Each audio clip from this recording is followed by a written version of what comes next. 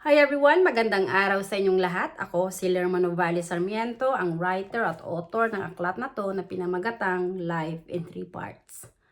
Ang topic ko ngayong araw ay 2025 Armageddon, Bansang Amerika, Sinumpa ng Diyos. Gusto kong magbahagi sa inyo ng katotohanan na ang labanan dito sa ating mundo ay hindi laban sa laman at dugo kundi laban sa mga espiritong masasama na silang kampo ng kadiliman na naghahasik ng kaguluhan dito sa mundo. At dito sa mundo may dalawang klase ng espiritu na naglalaban. Ang espiritu ng katotohanan, espiritu ng kasinungalingan, ang espiritu ng kabutihan at ang espiritu ng kasamaan. Si Satanas ay ang espiritu ng kasinungalingan at ng kasamaan na siyang nanlilinlang ng mga tao para salungatin ang Diyos. At si Jesus naman ay ang siyang Mesiya at ang buktong na anak ng Diyos ng banal na espiritu na sinugo ng Espiritu Santo para magpahayag ng katotohanan na maging liwanag dito sa mundo. Si Jesus ay ang siyang naging mensahero ng banal na espiritu ng Espiritu Santo para magpahayag ng katotohanan.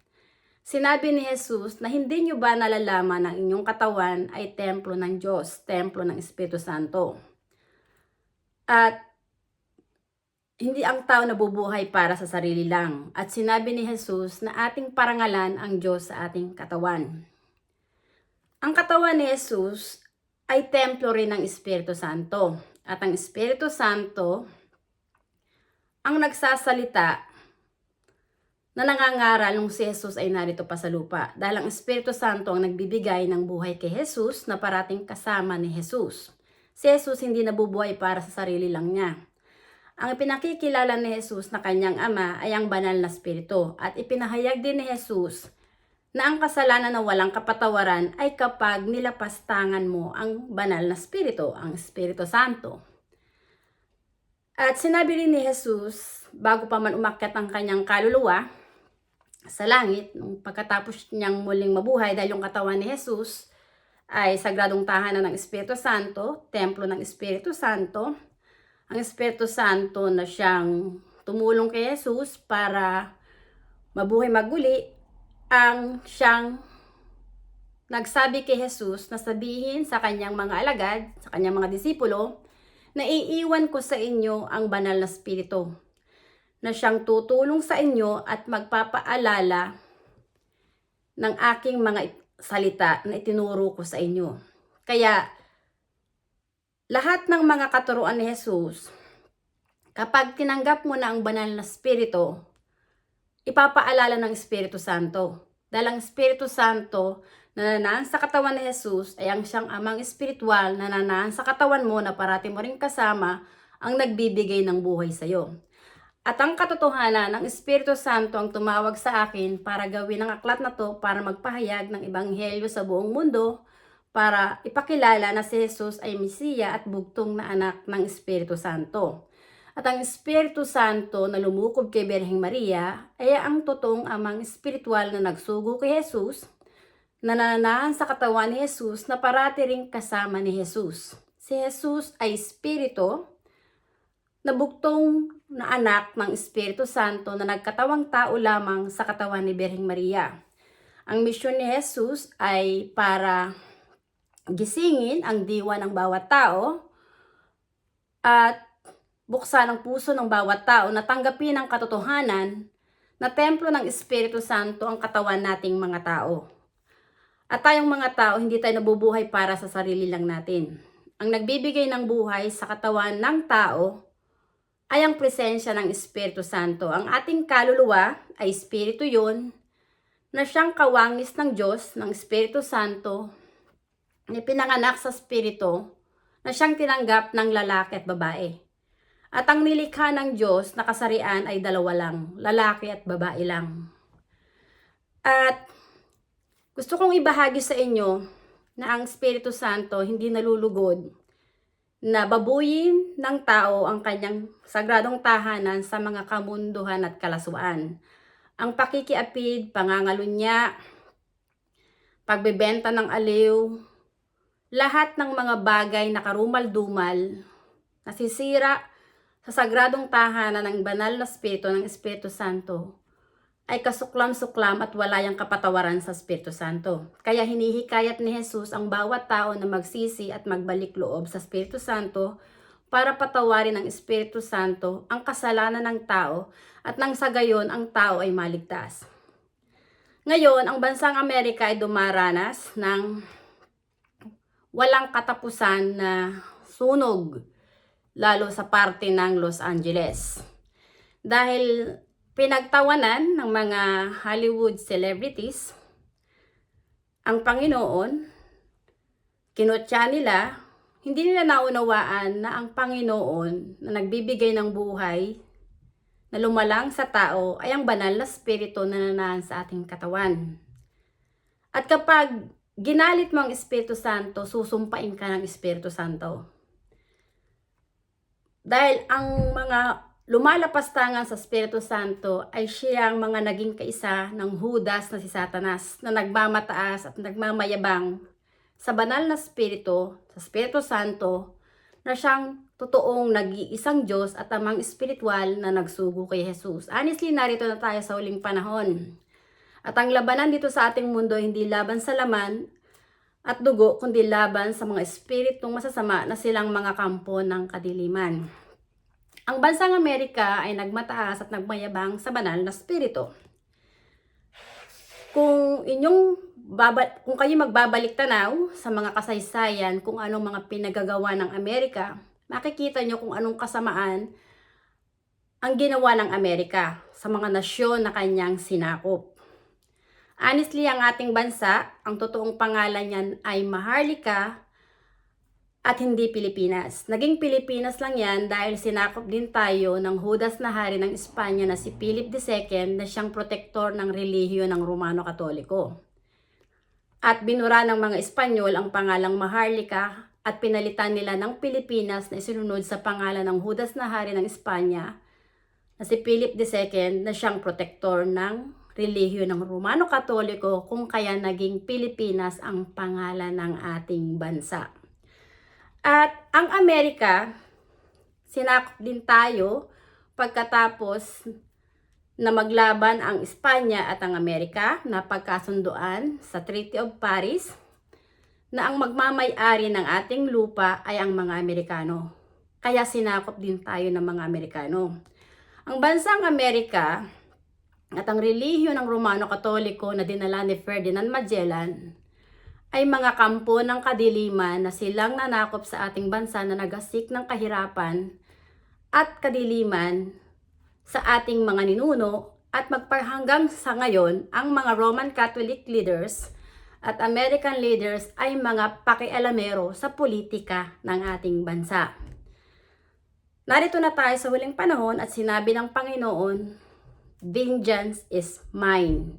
So, ang Espiritu Santo na hindi natin nakikita ng mata ay ang Diyos na katas-tasang amang espiritual na nagsugo kay Jesus ang nagbibigay ng buhay sa ating mga tao. At alam ng Espiritu Santo kung sino yung totoong kanyang mga tupa na naging kaisa ni Jesus na nakikinig sa kanyang mga salita. At alam din ng Espiritu Santo kung sino yung mga Judas na mga bulaang propeta na nangahas mangaral ng salita ng Diyos na hindi naman nila tinanggap ang Espiritu Santo sa puso nila na kanilang Diyos na siyang nagbibigay ng buhay sa sarili nila. Alam din ng Espiritu Santo kung sino yung bansa na Judas na mas sinasamba ang pera kaysa sa Espiritu Santo. Dahil sa kataas at kayabangan ng Amerika, ang kanyang bansa ngayon ay nilulupig na ng Espiritu Santo. Honestly, ang laitin mo, hamakin mo, pagtawanan mo, ang Espiritu Santo na siyang Diyos na makapangyarihan, na may pag-aari ng langit at lupa, ay walang kapatawaran. Dudurugin ka ng Espiritu Santo dahil ang puso mo ay sa demonyo. Dahil sa kataasan at kayabangan ng mga artista dyan sa Amerika, pinagtawanan nila ang Diyos, kinutya nila, nilapastangan nila. Ngayon, ang Los Angeles ay nasusunog. Honestly, mahirap kalaban ang Espiritu Santo dahil ang Espiritu Santo ang Diyos na may pag-aari ng langit at lupa. At ang katotohanan, ang 1,000 taon para sa mga tao ay isang araw lang yan sa Espiritu Santo. Kayang likhain ng Panginoon ang mundo sa pamamagitan lang ng kanyang salita. Ang ating mundo ay nilikha ng Espiritu Santo sa pamamagitan lang ng kanyang salita. Ang Espiritu ay Diyos at ang salita ng Diyos ay nagmula sa Espiritu. Kaya ang Diyos ay Espiritu. At sinabi rin ni Jesus na ang Panginoon ay hindi mo makikita ng mata. Ngunit may iyahalin tulad mo siya sa hangin. Hindi mo makikita ang hangin ng pisikal, hindi mo makikita ng iyong mata, pero alam mo na ang hangin ay umiiral at mararamdaman mo ang presensya ng hangin kung saan ito nagmumula at kung saan ito papunta. Ngayon, ang bansang Amerika, especially ang Los Angeles, hindi nila kayang supilin ang lakas ng hangin. Dahil ang Panginoon nga, sinabi ni Jesus, ay maihahalin tulad mo rin sa hangin. At kung natatandaan nyo yung mga aral ni Jesus, noong siya ay nasa karagatan, kasama niya ang kanyang mga disipulo, natutulog si Jesus. Ang kanyang mga disipulo ay takot na baka sila ay malunod at mamatay. Kaya ginising nila si Jesus at sinabi ni Jesus, nagalit si Jesus sa kanyang mga disipulo sinabi niya na, hanggang kailan pa ako mananatili sa inyo? Dahil nga, wala silang totoong, hindi puro yung kanilang pananampalataya. Kaya, sinabi ni Jesus sa hangin, peace, be still. So, yung mga disipulo ni Jesus ay namangha dahil kahit ang hangin at yung galaw ng tubig sa karagatan, napatahimik ni Jesus. Dahil si Jesus, hindi siya nag-iisa. Ang katawan niya ay templo ng Diyos, templo ng Espiritu Santo. Ang Espiritu Santo ang gumagawa. Kaya sinabi ni Jesus, ng aking mga salita hindi nagmula sa akin, kundi sa amang nasa akin. Sinabi ni Jesus na hindi ako ang nagpapagaling ng may sakit at bumubuhay ng patay. Kaya nung 3 araw, nung sinabi ni Jesus na siya ay muling mabubuhay sa 3 araw, ang bumuhay kay Jesus ay ang Espiritu Santo, na siyang nananahan sa katawan ni Jesus na parating kasama ni Jesus. Kaya sinabi ni Jesus, there is power once you receive the Holy Spirit. Honestly, wala akong natapos na kurso. Ang natapos ko lang sa pag-aaral ay hanggang secondary, hanggang high school lang. Pero tinawag ako ng banal na Espiritu, ng Espiritu Santo na gumawa ng aklat na to. Pero itong mga nasasaad sa aklat na to ay lahat ay salitang Ingles. Noong hinihikayat ako na gumawa ng aklat, mismong sarili ko, tinanong ko, paano ako makakagawa ng aklat? Lalo't English pa yung salita. High school lang naman ang natapos ko. Ang tao gumagawa ng plano, pero kapag ang plano ng Diyos ang gusto niyang mangyari, susunod ka lang sa Kanya. Susundin mo lang ang tinig niya. Nung ginagawa ko tong aklat na to, maraming mga salitang malalalim na English na hindi ko alam. Pero isinesearch ko yan sa Google, sa vocabulary, kung anong meaning nun. Then maunawaan ko. And then nagtiwala ako sa Holy Spirit dahil siya yung may hawak ng buhay ko. At sinabi ni Jesus na sa huling panahon, mahahayag muna ang mabuting balita patungkol sa kaharian ng Diyos. At yun na ang katapusan. Ang Espiritu Santo ay ang Diyos Ama na hindi natin nakikita ng mata, ay ang siyang may pag-aari ng katawan at kaluluwa nating mga tao. At kapag kinalaban mo ang Espiritu Santo, mamamatay ang iyong katawan at kaluluwa, at ang kaluluwa mo ay mapupunta sa impyerno. Kaya hinihikayat ni Jesus ang mga tao na magsisi, tumalikod sa paggawa ng masama at magbalik loob sa Espiritu Santo para patawarin ng Espiritu Santo ang kasalanan ng tao. Honestly, ang bansang Amerika, ipinahayag sa akin ng banal na Espiritu na demonyong bansa na may dila ng ahas na nanlilinlang para maghasik ng kaguluhan. Dahil ang Amerika ang nanlilinlang sa mga bawat nasyon para magkaroon ng gera. Honestly, itong nagkaroon ng gera ang Ukraine at ang Russia, pinagtulungan ng mga Amerikano at ng mga NATO leaders si Putin. Sinanksyon nila ang pera ni Putin. Pero si Putin hindi siya nag-iisa. Ipinayag sa akin ng banal na spirito na yung katawan ni Putin ay templo niya. At si Putin ay parati niyang kasama. Sinabi nga ng Panginoon, vengeance is mine. So kahit sinaksyon ng mga taga-Europe yung pera ni Putin, pero yung petrodollar, bumagsak yan. Kasi yung mga gaas, hindi pumapayag si Putin na ibabayad mo ay dolyar. Sinabi niya na ibabayad mo ay rubles, yung pera nila. So kahit anong gawing pagmamayabang ng Amerika, hindi pa rin niya napabagsak si Putin kahit nilinlang niya yung ibang mga nasyon dito sa parte ng Europa. At nung pumanig ang mga taga-NATO sa Amerika, dahil ang nagtatag naman ng NATO na yan, ang pinakapinuno yung Amerika, at pinagkaisahan nila si Putin, yung bansa dito sa yung ibang mga parte ng Europe, yung kanilang mga pera, yung economy nila, nagsibagsakan, pero yung pera ng Amerika umangat. So maraming mga leaders din ng taga-Europe ang nakapuna dito, maging ang presidente ng Pransya.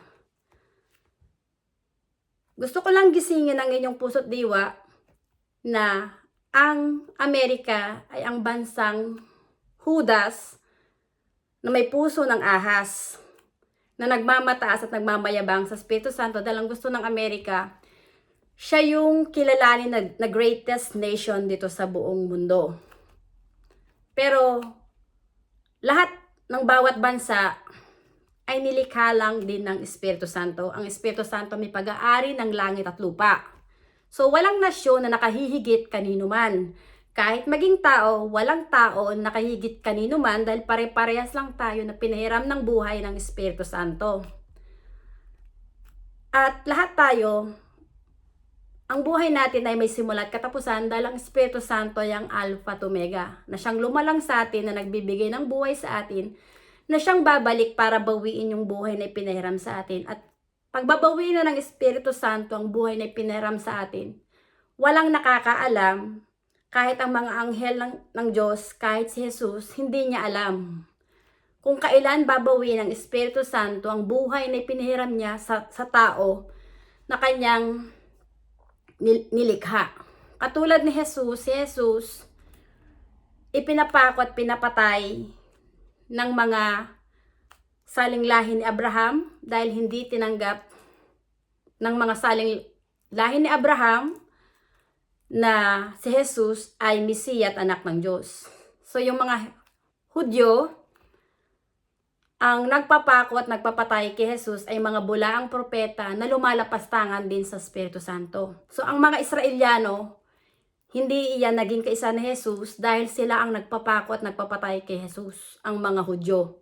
Hindi nila kinikilala si Jesus na Diyos at anak ng Diyos dahil hindi nila tinatanggap ang Espiritu Santo, ang Diyos na lumikha sa kanila na may pag-aari ng buhay nila.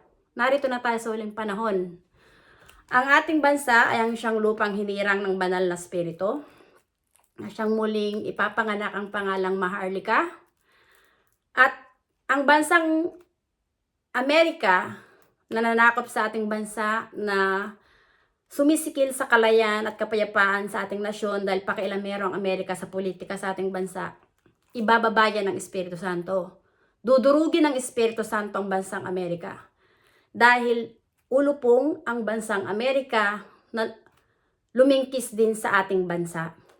Maging ang relihiyon ng Romano Katoliko, dudurugin din yan ng Espiritu Santo. Maraming mga tao ang magsisisi at magbabalik loob sa Espiritu Santo, kaya maraming tao ang maliligtas dahil yung mga tao na magsisisi at magbabalik loob sa Espiritu Santo na tatalikod sa paggawa ng kasamaan, ang kikilalanin nilang amang espiritual ay ang Espiritu Santo lang nananahan sa kanilang katawan.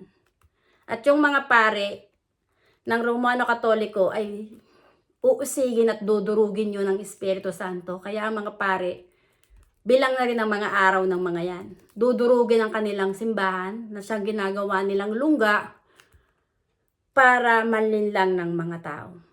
Honestly, ang bansang Amerika ay sinumpa ng Espiritu Santo dahil Judas ang bansang Amerika na nagmamataas sa banal na spirito na nanlilibak sa Espiritu Santo. Narito na tayo sa huling panahon. Ang Espiritu Santo ay ang Diyos na umiiral, ang siyang tumawag sa akin para gawin ang aklat na to para magpahayag ng ebanghelyo sa buong mundo. Honestly, sinabi ng Panginoon na sa huling panahon may kukuhanin siyang anak na babae na prangka. Ngayon, sa nangyayaring wildfire dyan sa Amerika, sa Los Angeles, di ko maiwasan na mag-shout patungkol sa Amerika.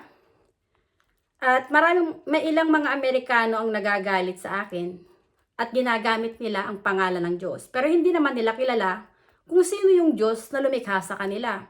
So, dahil binigyan ako ng otoridad ng Panginoon, ng banal na spirito na magsalita patungkol sa Kanya, isinusupalpal ko sa tao na sumasalungat sa mga salita ko ng Espiritu Santo ang may pag-aari ng buhay niya ay ang Diyos na lumalang sa Kanya at hindi siya nakahihigit sa Espiritu Santo na parati kong kasama.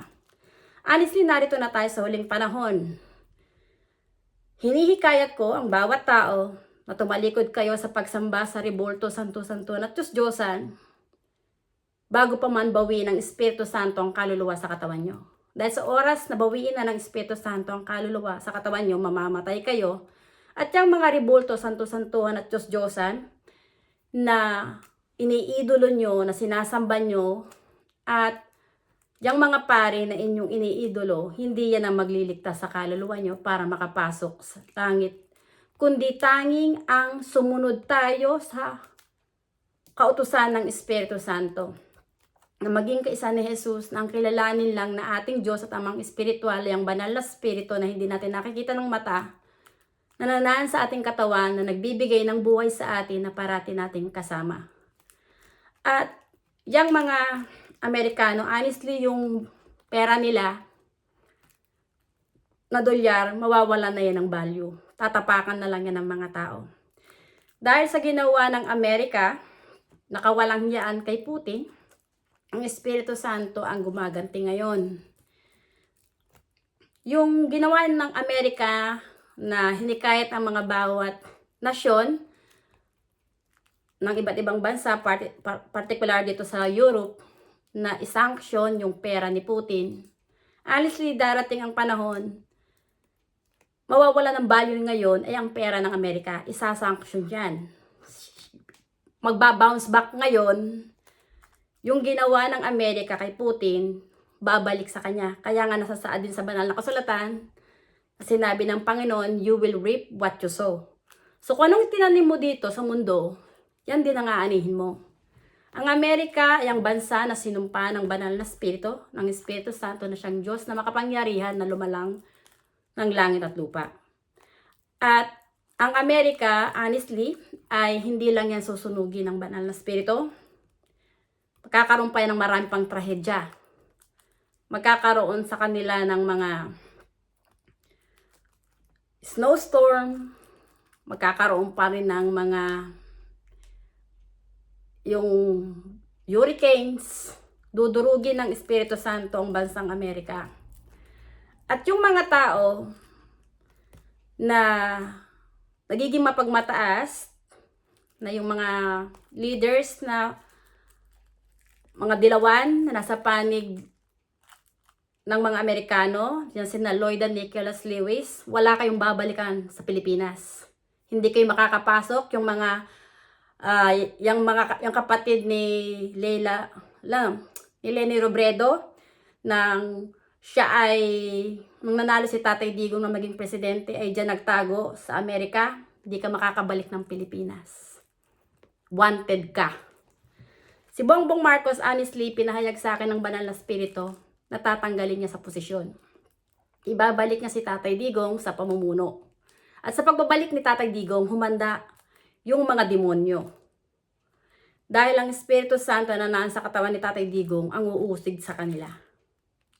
Mahirap kalaban ng Espiritu Santo dahil ang Espiritu Santo ang Diyos na lumalang. Alam ng Espiritu Santo kung sino yung kanyang mga tupa. Honestly, si Trump, ipinahayag sa akin ng banal na Espiritu na may plano siya kay Trump. Honestly, nung lumalaban siyang presidente, tinaray na siyang i-assassinate. Pero hindi pa rin siya namatay dahil ang Espiritu Santo rin ang may hawak ng buhay ni Trump. Ngayon, si Trump, si Putin, at si Tatay Digong, hindi mga yan magkakaaway magkakasundo ang mga yan.